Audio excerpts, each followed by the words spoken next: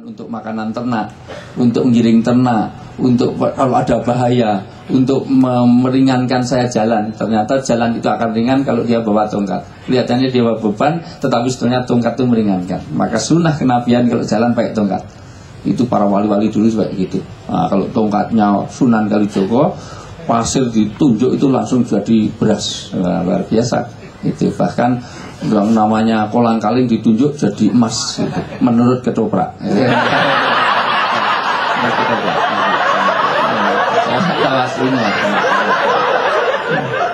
Karena bayangkan kalau itu betul terjadi kan enak sekali gitu. Seperti Nabi Musa itu seandainya mukjizat itu ada pada orang sekarang, enak sekali itu. Jadi kalau sis kamling tinggal masukkan gitu udah bercahaya ya.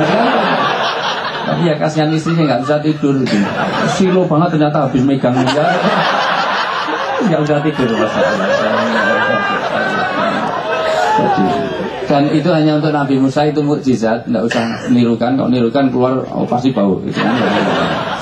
Jadi sekalian, jadi dia ceritakan ini hak madzabiyaminika, apa itu di ini tongkat bisa untuk ini, bisa untuk itu ciri cinta. Cinta itu adalah memberikan yang lebih dari yang diminta. Itu harusnya begitu. Aku ngajari kowe ganti malah kok tepuk tangan. Iki ngajari kowe. Jadi orang cinta itu berilah pengorbanan, berilah lebih. Kalau dia itu mintanya pulpen, belikan pulpen sak bukunya, itu namanya cinta. Itu dan pengorbanan. Maka kalau nguji cinta dengan pengorbanan. Mas, kalau cinta sama saya jangan makan tai kuda ya. Jangan minum oli. Aku enggak nguji cinta. Kalau kamu cinta sama saya, berhentilah merokok. Lah itu berat. Itu berat, itu nguji cinta. Oh nggak bisa, saya lebih kenal rokok duluan daripada kamu. Daripada putus dengan rokok dan putus dengan kamu.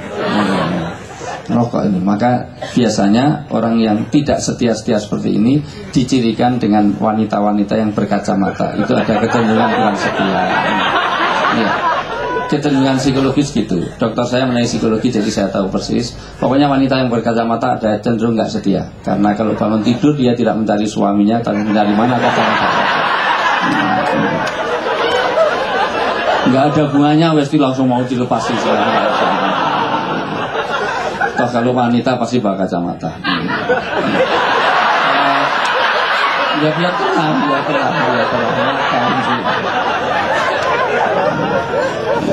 Saya sekalian, ada dua hal sebetulnya saya mau bicara, tetapi menanggapi cinta dulu biar ini berkait dengan yang disampaikan itu. Masih dilanjut nggak nih? Sudah jam 2 lebih ini. Enggak, pesawat saya jam 6 soalnya. Iya, saya harus pulang besok. Saya sekalian, cinta ini punya kekuatan. Maka ada novel yang sangat terkenal dan sempat mendapat hadiah Nobel, ada The Power of Love. Jadi ada kekuatan cinta. Cinta itu ada dua versi kalau untuk hubungan lain jenis. Karena sebetulnya cinta itu universal, tidak hanya kepada itu. Prinsip cinta itu punya hukum kekekalan. Jadi ada hukum kekekalan cinta. Jadi rumusnya E sama dengan MC kuadrat. Itu kalau Einstein ya, tapi kalau ini enggak. Intinya adalah cinta itu kekal, tidak bisa dibunuh tetapi bisa dialihkan saja. Orang itu senang pada uang, maka dia cari uang, maka kecintaannya pada tubuh dihilangkan untuk cari uang. Seharian malam suntuk itu cari uang. Tapi kalau dia cinta kepada Galaxy Tab misalnya gitu, itu maka uang bisa dihilangkan untuk beli Galaxy Tab, walaupun beli untuk dijual lagi. Itu contohnya Gandhi. Karena berkali-kali nawari saya, ternyata jual beli. Cari untung. Dan pinter caranya carinya itu kok murah, ternyata belinya di Kaskus. Itu semuanya. Tapi Galaxy Tab bisa dikalahkan. Kalau pengen motor, Galaxy Tab boleh cintanya dilepas untuk beli motor. Motor pengen mobil, mobil dilepas. Mobil pengen rumah, maka boleh mobil itu dijual untuk beli rumah. Tapi kalau pengen istri, rumah boleh dijual untuk istrinya. Artinya boleh jual mobil, jual rumah hanya untuk mencari seorang istri. Tapi istri masih ada yang ngalahkan. Kalau dia sakit, maka orang yang paling dicintai adalah dirinya sendiri. Maka orang kalau lihat foto, pasti egosentrisme akan muncul. Foto dimanapun yang dicari dirinya sendiri.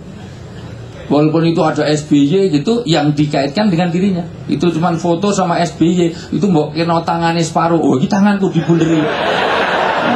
Padahal cuma tangan separuh ya. Nah, ini loh, dibunderi, padahal kena selempet sidik. Gitu.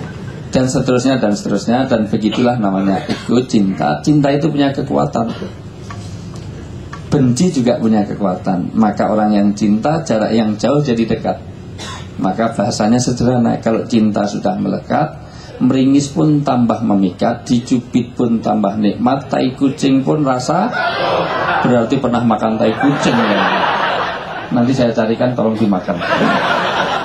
Kucing rasanya coklat, panganan kabeh tangan coklat. Meringis itu tidak nikmat, tapi kalau itu cintanya ya tambah nikmat sekali. Dicubit itu sakit, tapi kalau yang nyubit pacarnya nikmat sekali. Malah deket-deket lagi biar dicubit lagi, padahal gosong. Sampai di rumah dibunderi ini kemarin, wah kena lipstik bekas saja seminggu nggak dicuci. Ini lipstiknya Dewi, luar biasa dibunderi di sana. Tisu bekas saja dilaminating. Terus diciumi ya, padahal umbel tok Masya Allah. Ingus di laminating karena cinta.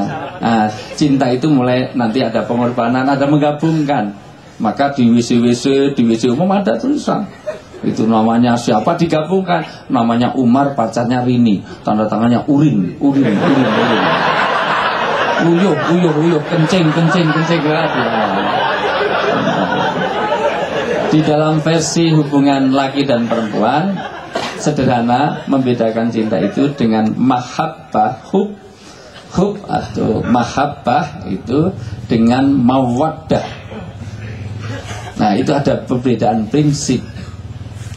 Mahabbah itu cinta, tetapi cinta yang masih disamarkan. Tadi cinta tapi masih melihat kepada dohirnya, fisiknya.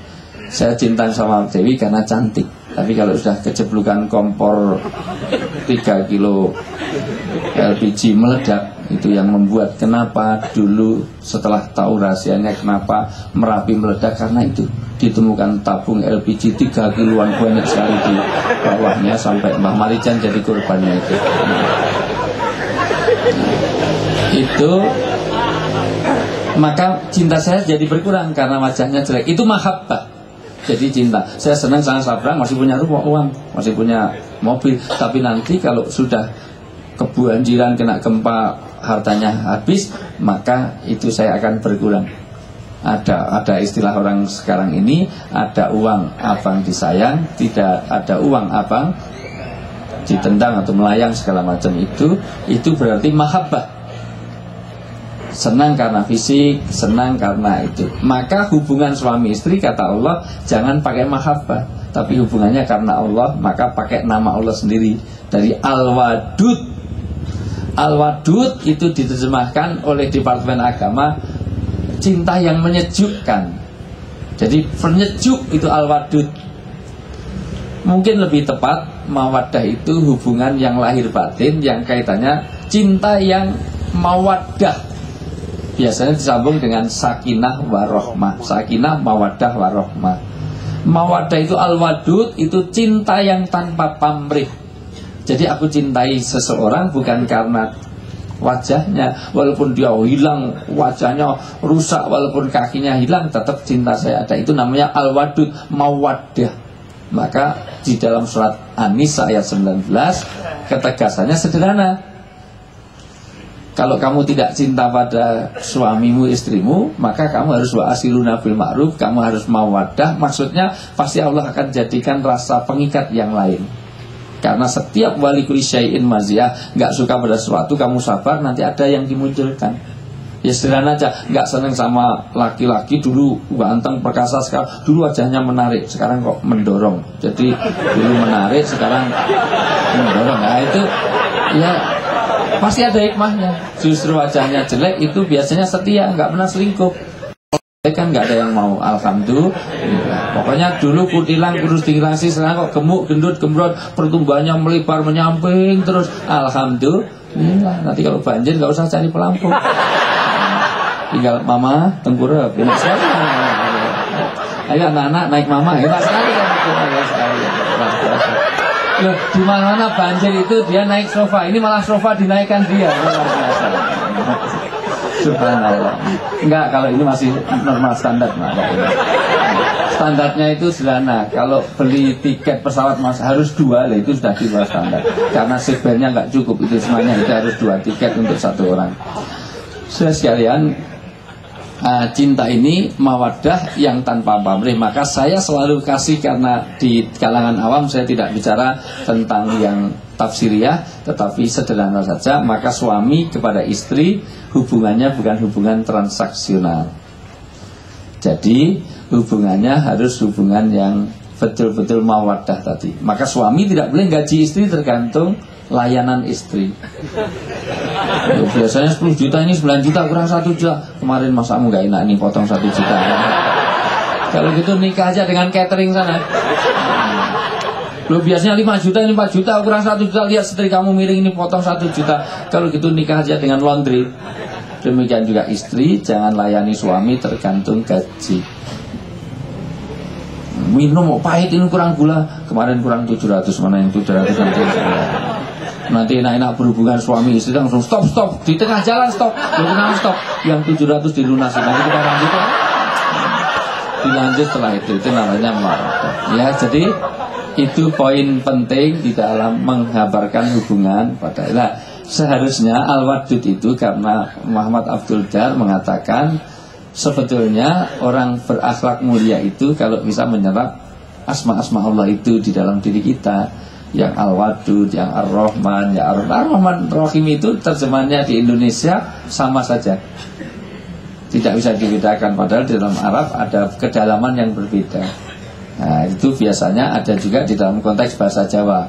Di dalam bahasa Jawa itu kalau hanya dipikirkan itu kurang mengena, digalih, dirosot, diwening itu beda lagi. Kalau hanya dipikirkan, tolong dipikirkan, itu kurang mengena. Tolong digalih, tolong diwening, tolong diendapkan, beda sekali. Karena itu ada rasa-rasa bahasa yang berbeda. Maka tadi dikatakan ada menipu dengan bohong tadi. Itu esensinya sama, tetapi berbeda. Makanya di dalam Islam ada ghos, ada kadzib. Nah, ini malah jadi panjang, nggak selesai ini kalau di IN 2 SKS ini. Jadi kadzib itu boleh Pak, bohong itu boleh. Di dalam 3 hal. Itu yang pernah saya sampaikan sini. 1, laisal kadziba mayuslihu bainan nas. Tidak ada dosa orang yang mendamaikan orang yang sedang bertengkar. Misalnya Mbak Dewi bertengkar dengan Sabrang, saya boleh mendamaikan dengan berbohong walaupun tidak bohong. Sabrang dapat salam dari Bu Dewi, Bu Dewi dapat salam dari Mbak Dewi, dapat salam dari Sabrang. Loh, padahal saya nggak titipi salam. Apa saya bohong? Tidak. Karena Sabrang kalau sholat masih sholat kan? Jadi kalau sholat assalamualaikum, assalamualaikum, salamnya untuk semuanya, maka saya boleh menyampaikan.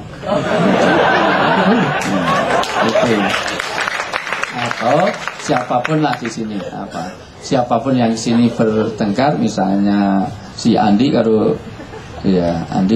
Gandhi itu sedang bertengkar, maka saya boleh diam-diam, Dik, kamu itu didoakan terus sama Gandhi gitu. Oh tenang, masih doa jelek, padahal sedang bertengkar. Enggak, doanya baik. Saya ketemu Gandhi juga gitu, dapat salam dan didoakan terus sama Andi. Tapi sebenarnya ini nggak cocok, karena Gandhi nggak pernah berdoa, jadi nggak apa-apa yang lain harusnya dengan itu. Karena ketika dia berdoa, Allah maghfir lil mu'minina wal mu'minat wal muslimin wal muslimat, maka doanya untuk semuanya. Termasuk diantaranya boleh orang itu bohong karena untuk melindungi jiwa atau untuk kompetisi. Badminton, sepak bola itu bohong nggak apa-apa. Badminton mau kiri ternyata ke kanan, menipu kamu, dosa kira. Itu. Sepak bola itu mau kiri ternyata kanan, nggak apa-apa. Mancini, Donadoni, Viali, Kuman, Messi, Torres, itu semua Ronaldo, Ronaldinho itu dibayar mahal karena pintar menipu. Dan saya tahu mungkin kenapa kok PSS itu nggak pernah menang, karena orangnya jujur.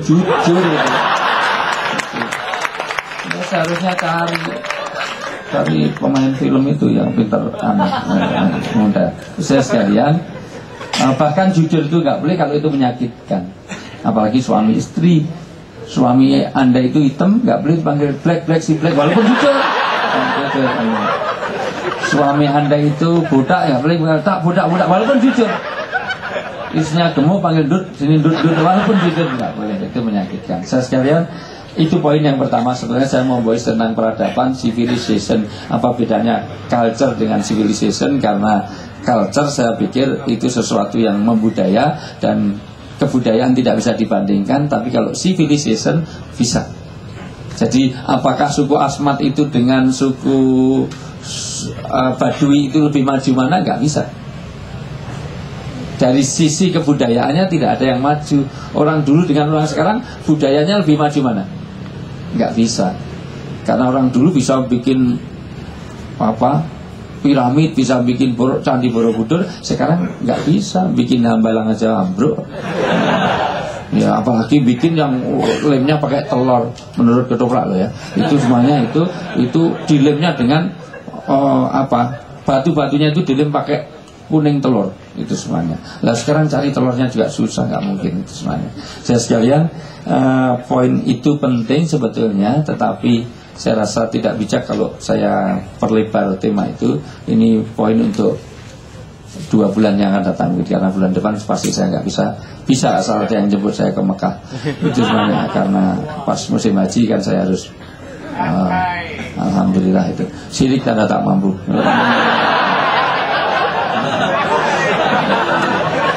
Ya kebetulan alhamdulillah 9 tahun saya tidak putus, dan ini haji saya yang ke-12, mudah-mudahan mabrur saja ini. Saya sekalian, sebetulnya kenapa pakai tugas, membayar duit, dibayar tuh larang. Tidak mudah jadi pemimpin seperti saya.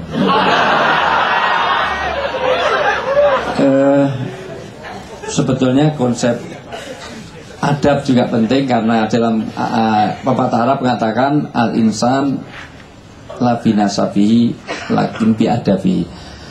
Manusia itu tergantung pada adab, jadi peradabannya. Kalau orang nggak beradab, maka dikatakan kunu kirodatan khasiin, kayak kera yang hina. Tetapi saya pikir itu menjadi bahasan yang agak lebar, dan tadi sudah sampaikan tentang ozon, tentang yang lain-lain. Tetapi bolehlah saya tambahkan tentang akuarium, biar saya bahas tapi itu hanya judul, tapi supaya saya tidak lari dari tema itu. Kenapa kok akuarium? Akuarium unsurnya adalah air. Air itu menjadi hal yang sangat penting. Hubungan manusia dengan Tuhan itu sangat tergantung pada air. Isyaratnya sederhana, Nabi lewat di dalam satu tempat, tiba-tiba sahabat semuanya narik. Loh, kenapa kok semuanya narik saya? Ya Rasulullah, kita semuanya mendengar tangisan, padahal tidak ada yang nangis di antara kita. Maka Nabi, kamu lihat sebelahmu itu. Kaget, ternyata kuburan. Loh, kenapa begitu? Ini kayaknya lebih ekspresif agak berdiri. Oke, sudah. Wah, kayak kestuwek. Oke, kompak dulu yuk. Tepuk 1. Enggak kompak ini enggak usah dilanjut. Tepuk 1. Tepuk 2. Tepuk 3. Tepuk pramuka. Sudah ketahuan ada beberapa orang yang sangat tidak layak untuk megang uang. Jadi ada ini karena markup, jadi nambah-nambahi itu semuanya. Jadi secara psikologis nggak cocok itu semuanya. Saya sekalian, biar masuk di YouTube itu masih lebih kelihatan.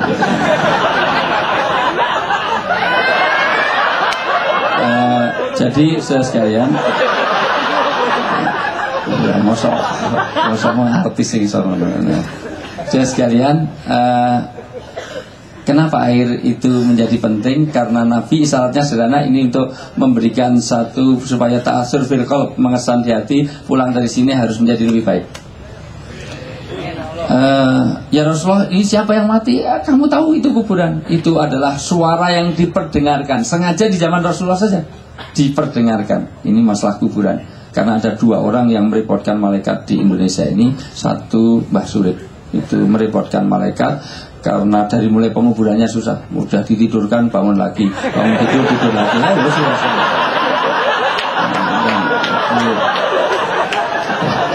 Mau ditanya malaikat ya bingung. Man roh buka, mana dia? Malaikat bingung aja sekarang golek gon dhewe lho. Masyaallah. Terus Mbak Surip dia utang aku, masih dia utang 75.000. Pertama 25.000 karena tuku kopi neng Juanda. Di Juanda itu diundang, dia nggak ada yang jemput, nunggu kesuwen jaluk duit aku. Ustaz, ada uang. Duit, gua apa Pak? Kopi kuntek ya, tuku kopi selawe burung disaur nganti saiki. Sing siji nggo ngojek jaluk 50.000. Nang kene juga, Mak, Ustaz jaluk 50.000. Jadi tolong ahli warisnya itu ini tak ikhlas gitu kan. Yang kedua Gus Dur, saya pikir Gus Dur itu juga merepotkan karena jelas di dalam konteks hadis malaikat itu akan menanyai jenazah itu kalau perziarahnya sudah pergi dari kuburan. Sementara sampai hari ini Gus Dur itu yang ziarah terus ada. Sehingga saya sampai hari ini kelihatannya belum pernah ditanya malaikat. Habis malaikat mau nanya, oh ada orang, balik lagi. Mau nanya, oh ada orang, gitu. Dan saya senang dengan Gus Dur. Mudah-mudahan Husnul Khotimah. Amin. Fenomenal dan saya senang dengan Gus Dur itu.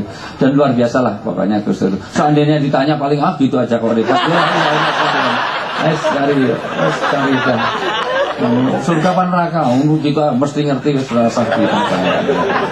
Saya sekalian. Kenapa ya Rasulullah itu menangis? Karena tidak menyempurnakan kencingnya. Loh, apa hubungannya kencing dengan peribadatan? Itu. Udah aja ya. Ini ya. Enggak ada kait, ternyata kencing sudah enggak ada hubungannya dengan film raya tadi. Raya itu dari banyak etimologi. Raya itu bisa banyak etimologi ya itu. Bisa angin itu berembus juga bisa. Tapi raya juga lihatlah, saya juga bisa. Itu dari ro'a. Maka suruh melihat dari betul cocok. Kalau film suruh melihat kan pas raya. Jadi lihatlah aku juga bisa. Itu dari kata ro'a. Baik, saya sekalian, maka silahkan lihat. Karena sudah lihat trailernya, nggak lihat juga nggak apa-apa. Saya juga nggak dikasih undangan, nggak tenang aja. Oke, saya sekalian, tapi seandainya mau nonton sendiri juga saya masih ada uang aja. Mau kesini juga naik taksi sendiri, nggak tenang aja. Saya pikir kalau saya di TV One, saya pikir sudah tanda tangan 3 kali. Ini tanda tangan saya dari ini sebenarnya. Supaya panitia paham lah bahwa pengorbanan ini sudah intinya adalah saudara sekalian, kenapa kok kencing aja jadi masalah? Sederhana saja, karena kalau kencingnya nggak beres, istinjanya nggak beres, dia menyempurnakan kencingnya, istibranya nggak beres, istibranya nggak beres, jadi nggak bersih dalam membersihkan najisnya itu.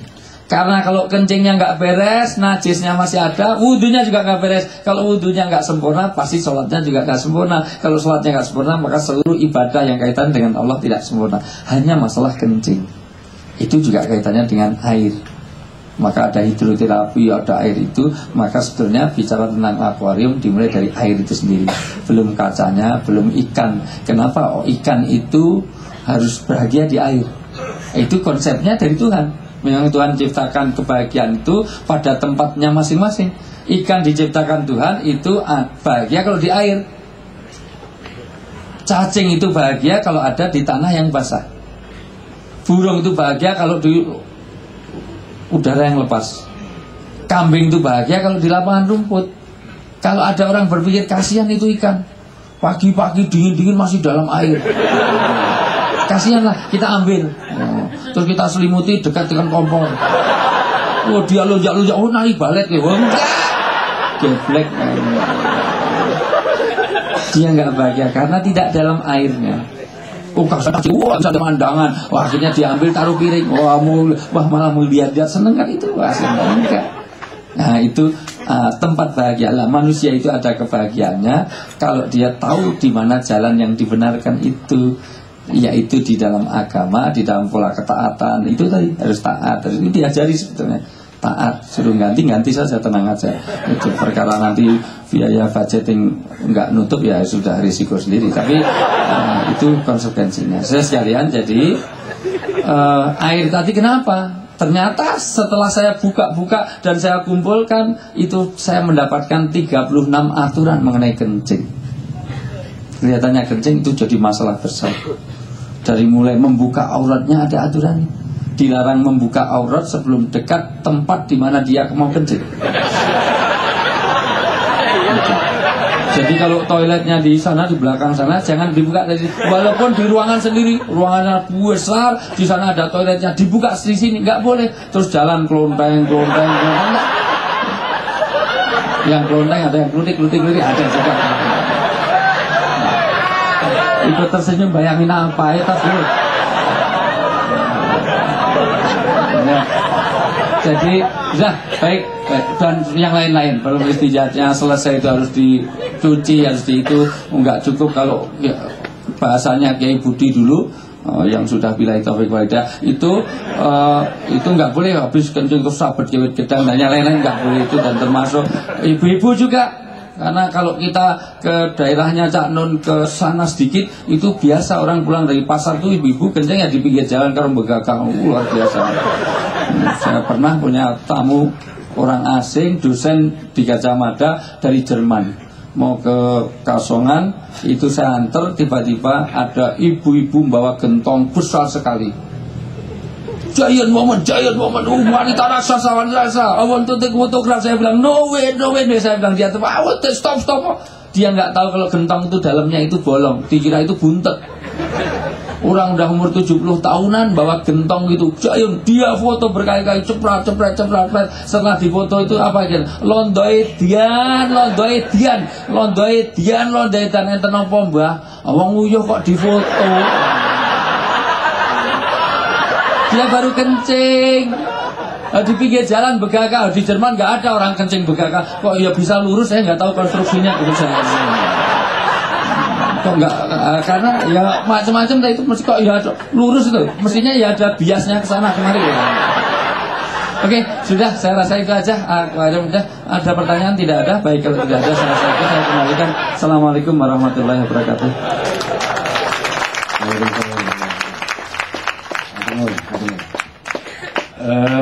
Oke, sekarang sesi tanya jawab untuk apapun konteks yang dibicarakan oleh Ustadz Wijayanto atau tentang film raya ini, monggo. Untuk film raya ini, Mbak Dewi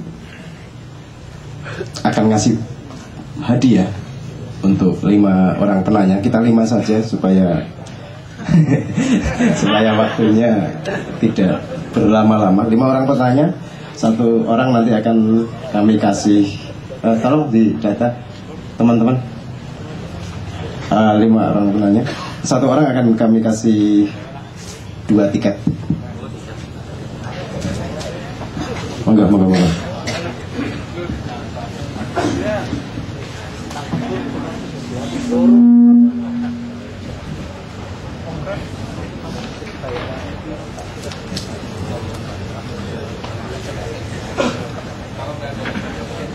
Ya, terima kasih atas kesempatannya. Assalamualaikum warahmatullahi wabarakatuh. Nama saya Imam. Jadi ini menurut saya film pertama Mbak Dewi kali ya. Ini genre baru yang bisa mengubah perspektif orang tentang film itu. Lantas apalagi apa yang bikin film ini lebih spesial? Apa yang ditawarkan sehingga orang punya alasan lebih untuk datang ke bioskop dan menonton? Monggo. Ya, saya coba ya jawab ya. Ya pasti saya mau jelasin, Sabrang ini juga produser. Tapi memang kita berbagi tugas. Saya memang khususnya memang saya menghitung.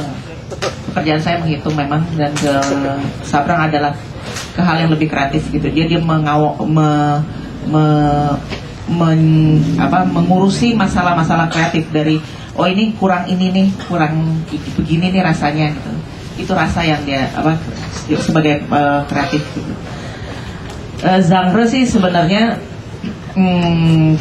umumnya memang drama percintaan ya, drama sih sebenarnya. Genre tuh terbatas, memang genre tuh ada drama, tapi ada juga drama tuh bisa drama percintaan, drama anak ibu bapak-bapak, tapi semua umumnya sih drama percintaan. Horor itu yang seperti ini, thriller seperti ini, hampir tidak ada film yang tidak terkait dengan genre-genre tersebut. Yang spesial dari film ini adalah memang ada tambahan, umpama genre-nya adalah drama tapi spiritual, drama yang komedi, itu ada tambahan sih. Drama ini ada komedinya sedikit. Jadi kamu kenapa ini istimewa, karena di sini yang nonton akan mendapatkan semua rasa itu gitu. Mau lucunya dapat, romantiknya dapat, gitu. Sedihnya juga dapat gitu. Sebenarnya bahwa film ini saya pikir lengkap, sangat lengkap. Jadi kalau mau mencari experience baru dalam menonton film Indonesia, ya coba tonton Raya. Ini experience yang baru gitu ya, pengalaman yang baru. Soalnya film ini bukan genre yang baru di seluruh dunia. Memang ada beberapa yang seperti ini, dan kecenderungannya film seperti ini yang dengan dialog-dialog yang panjang, dengan lebih spiritual tuh ke film-film yang Eropa dan Iran biasanya ya. Jadi bukan tipe yang instan yang seperti Hollywood gitu. Tapi memang ini kebanyakan film-film yang diusung oleh orang-orang Iran dan orang-orang Eropa. Dan lanjutannya mungkin Sabrang yang bisa ngasih tahu, karena memang dia yang kreatif dan bagaimana bentuk kemasannya, bagaimana ini akhirnya dipertunjukkan ke kita semua, itu adalah Sabrang yang berdiri di belakang ini semua. Tadi tentang wartawan mungkin saya luruskan tadi ya. Ini bukan waktunya orang pintar nonton film, nanti kayak tolak angin soalnya. Yang saya katakan kepada teman-teman wartawan adalah, kan sekarang ada asumsi bahwa kalau film dianggap berat, susah dipahami dalam sekali pandang dan nggak instan, bukan horor, bukan seksi dan lain-lain, biasanya nggak banyak yang nonton. Dan saya bilang itu merendahkan orang-orang penonton, karena Anda menganggap para penonton itu tidak punya cukup IQ untuk menontonnya. Saya bilangnya seperti itu. Jangan rendahkan para penonton. Penonton kita itu pinter-pinter. Cuman karena selama ini suguhannya itu, yang dimakan ya itu. Yang saya katakan adalah seperti itu. Kenapa Anda nonton film ini? Film ini didesain gini. Kalau analoginya prasmanan, jangan prasmanan. Analoginya begini. Anda pernah punya nonton film TV kabel? TV kabel kan ada olahraga, ada yang khusus film, ada yang khusus kartun, ada khusus apa dan segala macam. Yang terjadi pada manusia adalah ketika dia nonton satu channel, ketika dia tuning pada satu channel, dia tidak bisa menonton channel yang lain. Ketika kamu nonton kartun, kamu gak bisa nonton olahraga sekaligus. Film ini kalau saya ibaratkan, dia adalah seperti TV kabel. Dia menyiapkan segala channel, semua channel itu tadi. Jadi ketika penonton berangkat dengan set of mind-nya sendiri, akan menemukan hal-hal di situ yang berhubungan dengan hidupnya. Mungkin dia tidak mendapatkan hal sama antara penonton satu dengan penonton yang lain, karena yang kontekstual dalam hidupnya berbeda-beda. Kita mencoba menyiapkan seperti prasmanan, makanannya tersedia segitu banyak, yang seleramu akan kamu ambil. Kalau kamu memang observasi benar-benar, mungkin kamu bisa makan semua makanannya. Tapi kalau nonton dengan relax, nggak benar-benar memasukinya, ada 1-2 kalimat yang akan bisa dibawa pulang. Nah, kenapa harus nonton film ini? Nggak harus, Mas. Nggak wajib juga. Karena kalau ditanyain wartawan saya juga gitu, Mas tolong katakan sesuatu agar para penonton mau tertarik nonton film ini. Harus nonton film ini, wajib nonton film ini. Katakan kalimatnya. Saya selalu bilang, jangan tonton film ini kalau Anda merasa hidup Anda sudah selesai, Anda sudah paham dunia akhirat dan tidak punya kegelisahan dalam hidup. Kalau kamu masih punya pertanyaan-pertanyaan dalam hidup, cobalah tonton. Siapa tahu kamu akan menemukan jawaban-jawabannya di situ. Itu yang saya jawab. Nonton. Satu lagi sekalian. Tahapan cinta untuk mencapai cinta sejati ini singkat baik. Oke. Tahapan itu yang tadi saya ceritakan bukan cerita tentang Raya. Itu yang saya ceritakan adalah peta yang saya pahami tentang cinta dalam kehidupan. Sampai ke ini kan cinta berangkat dari rindu yang tidak kita pahami, sehingga kita mencoba mencari objek untuk mengisi rindu itu, untuk mengisi lubang dalam hati. Yes, album kepiro gue mau lali aku.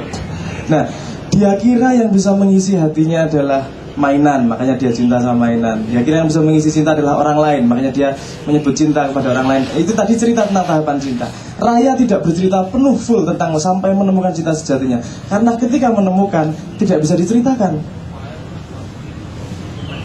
Benar-benar tidak bisa ceritakan. Sesederhana ketika saya menganalogikan rasa manis. Ketika kamu ngomong gula itu manis, maicih deh. Ketika kamu ngomong level 4 itu, ini pas ini pedesnya. Gimana kamu menceritakan sama orang lain? Karena orang lain pasti punya pengalaman yang berbeda terhadap cinta itu. Mubeng lah, paham lah? Ya, ini harus ditemukan sendiri. Apakah tahapannya harus begitu? Tidak.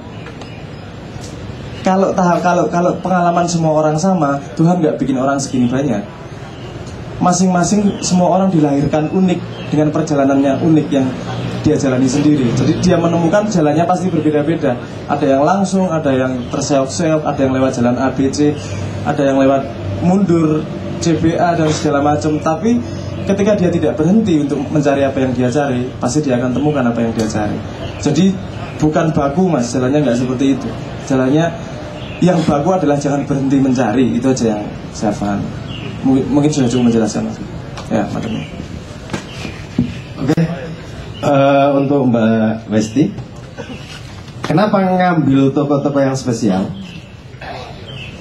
Nah, sekalian saja untuk pertanyaan yang terakhir tadi, ini sampean ini merasa apa ketika nonton film itu? Ada sentuhan naluri apa itu? Mumpung aku nyekel mic tak jawab besok. Monggo. Kenapa tokoh-tokohnya spesial? Itu menurut Anda, Mas? Kalau Anda melihat sebuah bintang, seorang artis yang terkenal, yang bisa ngapa-ngapain, yang kaya raya, yang cantik, itu adalah seseorang yang spesial. Itu dasarnya dari asumsi Anda. Karena kalau saya bilang begini sederhana lah, asumsi lah, analogi sederhana.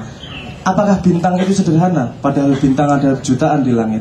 Apakah bintang itu spesial? Padahal ada jutaan bintang di langit. Yang spesial itu bulan, karena hanya ada satu di langit. Itu ada di kalimat Raya, di film ini. Jadi yang kita sampaikan bukanlah orang-orang yang spesial. Yang kita sampaikan adalah refleksi orang-orang yang dianggap spesial. Di situ akan kelihatan bahwa spesial itu hanya tabir. Spesial itu hanya pandanganmu terhadap apa yang spesial. Kalau kamu melihat dia spesial, berarti dalam hati sebenarnya cita-citamu adalah seperti yang spesial, seperti itu. Di sini diperlihatkan esensi dari spesial adalah dia berlaku sebagai perannya. Dia menemukan dirinya sendiri. Bukan definisi dirinya bukanlah apakah dia bintang, apakah dia pemecah batu, apakah dia penjual karak, tapi apa yang dibawa dalam hidupnya. Itu dalam film ini cetok banget itu. Makanya kita ambil tokoh yang sangat eksplisit, karena budaya kita pengen itu. Dia sendiri yang sudah sampai situ tidak menemukan bahwa itu yang saya inginkan. Aku sudah di sini, aku sudah sangat terkenal dan segala macam, tapi masih ada yang kurang, dan dia mencoba menemukannya dalam film ini. Itu dengan Raya, dengan Arya dan segala macam. Mungkin itu respon saya terhadap.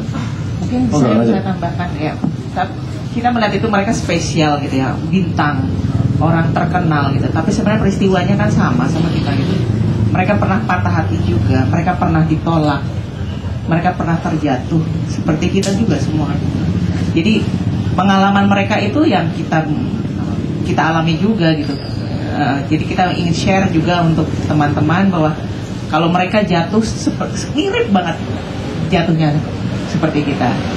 Bagaimana mereka tersakiti, mirip sekali tersakiti. Apa yang kita dapat dari dia? Bagaimana dia menyelesaikan persoalan-persoalan itu gitu. Ketika dia disakiti, ketika dia terjatuh, ketika dia merasa dihianati, itu aja sih. Oke, ini sekaligus menjawab pertanyaan tadi ya. Ikatan-ikatan apa ya? Ikatan-ikatan yang sama, bahwa apa yang digambarkan film itu adalah apa yang kita alami keseharian. Demikian saja. Lebih lengkapnya mari kita berbondong-bondong 20 September dan selanjutnya. Saya tutup diskusi ini. Setelah ini kita berdoa bareng-bareng. Monggo pada Mas Ibrahim untuk naik ke panggung. Assalamualaikum warahmatullahi wabarakatuh.